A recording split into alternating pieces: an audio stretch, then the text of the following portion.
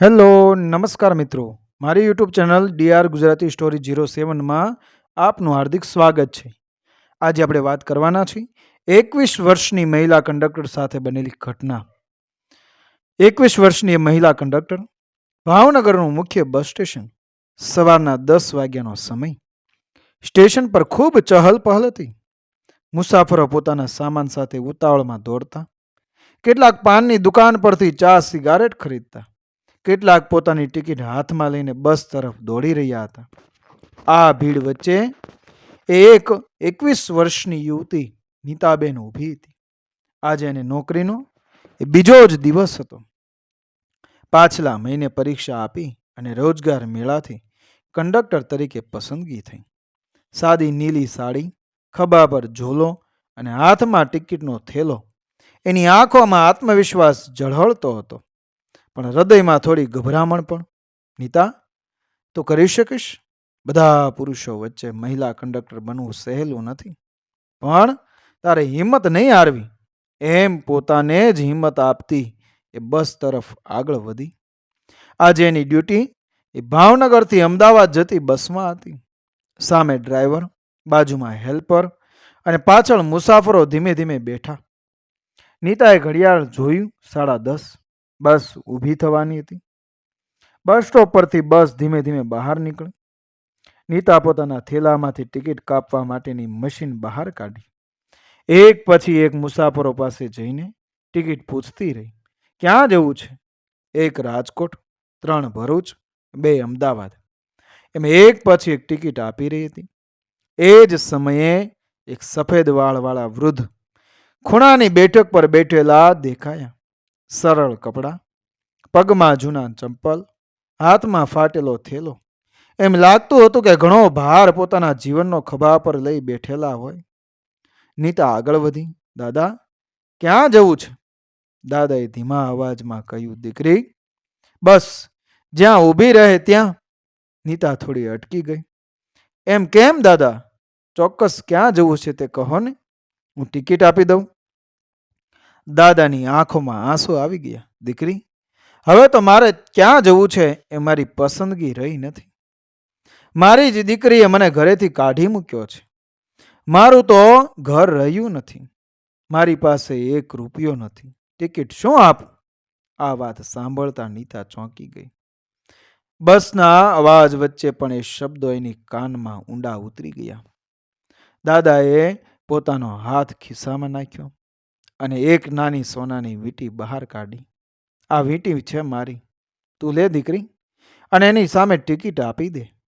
આ સિવાય મારી પાસે કંઈ નથી. એટલું કહીને દાદા રડી પડ્યા. નીતાને આંખમાં પાણી આવી ગયું. એક પળ માટે એને પોતાના દાદા યાદ આવી ગયા. બાળપણમાં કેટલા પ્રેમથી ખભા પર બેસાડતા, રમાડતા, વાર્તાઓ સંભળાવતા. જો આજે મારા દાદાને કોઈ બહાર કાઢી મૂકે તો? એમ વિચારતા જ એના હૃદયમાં છરી વળી ગઈ. બસમાં બેઠેલા કેટલાક મુસાફરો દ્રશ્ય જોઈને ચૂપ થઈ ગયા. કોઈએ પોતાની બાજુની બારી બહાર જોવાનું શરૂ કર્યું, કોઈએ આંખ આડા કાન કર્યા. પણ નીતા એવું કરી ન શકી. એ ધીમેથી બોલી, દાદા, તમારે ટિકિટ માટે વીંટી આપવાની જરૂર નથી. આ સોનું તમારા જીવનનો આધાર છે, એ ન છોડશો. દાદા હચમચી ગયા. પણ દીકરી, ટિકિટ વગર હું કેવી રીતે જાઉં? તું તો ડ્યુટી પર છે, તારું નિયમ છે. નીતાએ મૃદુ અવાજમાં કહ્યું, દાદા, નિયમથી પણ મોટું છે માનવતાનું ધર્મ. હું તમારો દંડ નહીં લઉં. આ ટિકિટ મારા પૈસામાંથી છે. એટલું કહીને એણે પોતાની ખિસ્સામાંથી રૂપિયા કાઢ્યા અને દાદાને ટિકિટ આપી દીધી. દાદાની આંખોમાંથી આંસુ સતત વહેતા રહ્યા. દીકરી, તું તો મારી પોતે જ દીકરી જેવી છે. મારા ઘરના લોહી લોકોએ મને ઠુકરાવ્યો અને આજે તું અજાણી મને પોતાનું સમજી રહી છે. મુસાફરોમાં પણ હળચળ થઈ ગઈ. કેટલાક લોકો બોલ્યા, આવી છોકરીઓ માટે જ સમાજ જીવતો રહે છે. ખરેખર આ ઈમાનદારી અને માનવતા કંડક્ટરનામાં હોવી જોઈએ. નીતા શાંત રહી, પણ એના દિલમાં એક કસમ લઈ લીધી. હું જ્યાં સુધી જીવીશ, ઈમાનદારી અને લાગણી ગુમાવીશ નહીં. નોકરી માત્ર પગાર માટે નથી, પણ લોકોના દુઃખમાં સાથ આપવા માટે છે. બસમાં શાંતિ છવાઈ ગઈ હતી. દાદા ધીમે ધીમે બોલતા ગયા, દીકરી, હું પહેલા બહુ ખુશાલ જીવન જીવી રહ્યો હતો. ખેતી, ઘર, પરિવાર બધું હતું. મારી દીકરીને શિક્ષણ અપાયું, સારા ઘરવાળી. પણ આજે એ જ દીકરીએ કહ્યું, તમે હવે અમારું ભાર છો, અને મને ઘર બહાર કાઢી દીધો. નીતા આ વાત સાંભળીને ચોંકી ગઈ. દાદા, દીકરી પોતાના પિતાને બહાર કાઢે? કેવી રીતે સંભવ છે? દાદા હળવું સ્મિત કરી બોલ્યા, સંભવ છે દીકરી. પૈસા જ્યારે આંખો પર પટ્ટો બાંધી દે ત્યારે લોહીની લાગણીઓ પણ લોકો ભૂલી જાય છે. મુસાફરોમાં કેટલાક વૃદ્ધ પોતાના ચહેરા ઢાંકી અને વિચારી રહ્યા હતા. કોઈકના દિલમાં પોતાનું જીવન કસોટી પર ચડી ગયું હતું. એક યુવાન મુસાફરે કહ્યું, કાકા, તમે ચિંતા ન કરો. આ દેશમાં હજી પણ લોકો છે જે વૃદ્ધોને પોતાનું ગણે છે. બાજુમાં બેઠેલી એક માતાએ પોતાના બાળકને બાહે ભરતા કહ્યું, જો બેટા, આ કંડક્ટર બેન જેવા લોકો જીવનમાં પ્રેરણા છે. તું પણ મોટો થઈને ક્યારેય કોઈનો ત્યાગ નહીં કરજે. કે તું પણ કોઈ મોટો થઈને ક્યારેય કોઈનો ત્યાગ નહીં કરજે. બસના વાતાવરણમાં એક અલગ જ ગરમી આવી ગઈ હતી. લોકોને લાગ્યું કે આ બસ હવે માત્ર પ્રવાસ નહીં પણ જીવનનો પાઠ આપી રહી છે.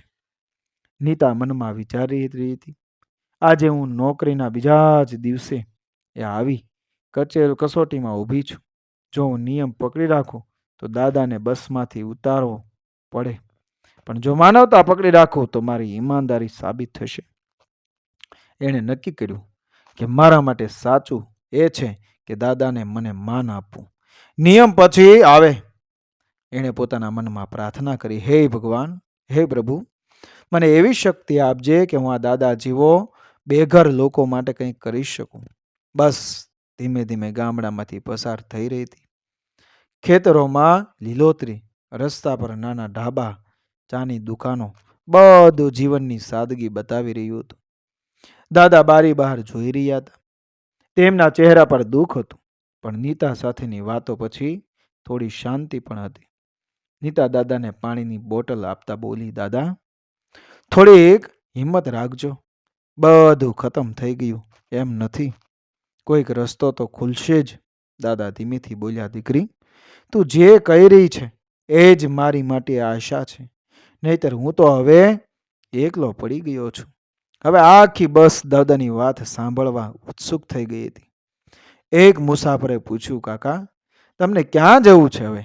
હવે દાદાએ કહ્યું, મને અમદાવાદ જવાનું છે. ત્યાં મારા એક જૂના મિત્ર રહે છે. કદાચ એ જ મને આશરો આપે. નીતા બોલી, તો પછી ચિંતા કેમ? હું તમને ત્યાં સુધી સલામત પહોંચાડીને જ રહીશ. દાદાની આંખોમાં કૃતજ્ઞતા આવી ગઈ. બસ મધ્યાહને એક નાના ગામે રોકાઈ. મુસાફરો ઉતરીને ચા નાસ્તો કરવા લાગ્યા. નીતા દાદાને પૂછે છે, દાદા, તમને કંઈ ખાવાનું છે? દાદા સંકોચથી બોલ્યા, દીકરી, ભૂખ તો છે પણ મારા પાસે કંઈ નથી. નીતા સ્મિત સાથે ધાબા તરફ ગઈ અને 2 થાળીઓ મંગાવી.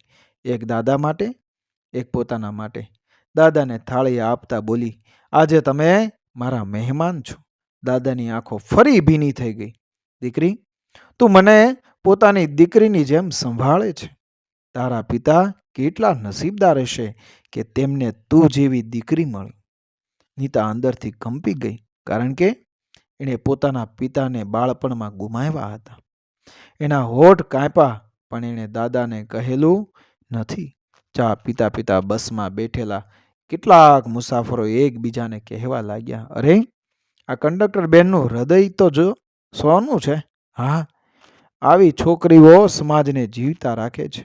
એક મુસાફરે તો દાદાને થોડા રૂપિયા આપીને કહ્યું, કાકા, આ મારા તરફથી. દાદા હાથ જોડીને બોલ્યા, ના, મને ભિક્ષા નથી જોઈએ.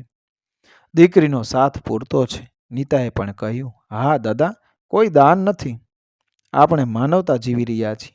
બસ ફરીથી આગળ વધી. દાદા ધીમે ધીમે પોતાનું જીવન કહેતા ગયા, હું ગરીબ ખેડૂત હતો, પણ મહેનતથી જમીન ઊભી કરી. પોતાની દીકરીને સારો અભ્યાસ અપાવ્યો. પણ લગ્ન પછી એના પતિએ એને શીખવાડી દીધું કે વૃદ્ધો ભાર હોય છે, અને એ જ શબ્દોમાં મને ત્યજી દીધો. મુસાફરો શાંતિથી સાંભળતા રહ્યા. નીતાને લાગ્યું આજે માત્ર દાદા નહીં પણ કેટલીય વૃદ્ધ આત્માઓ આ બસમાં સાથે સફર કરી રહ્યા છે. સાંજ પડતા બસ અમદાવાદની નજીક આવી. દાદાની આંખોમાં થોડી ચમક દેખાઈ. દીકરી, બસમાંથી ઉતર્યા પછી મને મારા મિત્રના ઘરે લઈ જઈ શકીશ? નીતા બોલી, અવશ્ય દાદા, હું તમારે સાથે છું. ડ્રાઈવર પણ સ્મિતથી બોલ્યો, કંડક્ટર બેન, તમારું મન તો બહુ મોટું છે. અમને ગર્વ છે કે તમે અમારી સાથે છો. બસ સ્ટેન્ડ પર ઉતર્યા પછી નીતા દાદાને લઈને એક નાની ગલીમાં પહોંચી. એક જૂનું ઘર, લાકડાનો દરવાજો. દાદાએ હળવે દરવાજો ખટખટાવ્યો. અંદરથી એક વૃદ્ધ માણસ બહાર આવ્યા. અરે રમેશભાઈ, તમે અહીં? દાદાની આંખોમાંથી આંસુ વહી ગયા. હા મિત્ર, ઘરમાંથી કાઢી મૂક્યો. હવે તારી પાસે જ આશરો માંગવા આવ્યો છું. મિત્રે તરત જ બાહોમાં ભરી લીધા. મિત્ર, ઘર તારા માટે હંમેશા ખુલ્લું છે. ચાલ ચાલ અંદર. દાદા મિત્રના ઘરમાં દાખલ થયા ત્યારે નીતા બહાર ઊભી રહી. દાદાએ વળીને જોયું. દીકરી, તું જ ભગવાન છે મારા માટે. આજે જો તું ના હોત તો હું રસ્તા પર પડી ગયો હોત. નીતા ધીમે બોલી, દાદા, હું તો બસ મારી ફરજ કરી. આશીર્વાદ આપો કે હંમેશા ઈમાનદારીને માનવતા સાથે જીવતી રહી શકું. દાદા હાથ ઊંચા કરીને આશીર્વાદ આપતા બોલ્યા કે તારો પ્રકાશ ક્યારેય બુઝાય નહીં દીકરી. નીતા હળવી સ્મિત સાથે પછી એ બસ સ્ટેન્ડ તરફ ચાલી ગઈ. એના દિલમાં સંતોષ હતો. આજની સફર માત્ર એક ડ્યુટી નહોતી પણ જીવનનો પાઠ હતો. મિત્રો, વિડીયો પસંદ આવ્યો મારી ચેનલ સબસ્ક્રાઈબ કરો, ફોલો કરો, શેર કરો. મળીએ આવી જ ઘટનાને પ્રેરણાદાયક વાર્તાઓ સાથે આગળના વિડીયોમાં. બન્યા રહેજો મારી ચેનલ સાથે. જય શ્રી કૃષ્ણ. રાધે રાધે.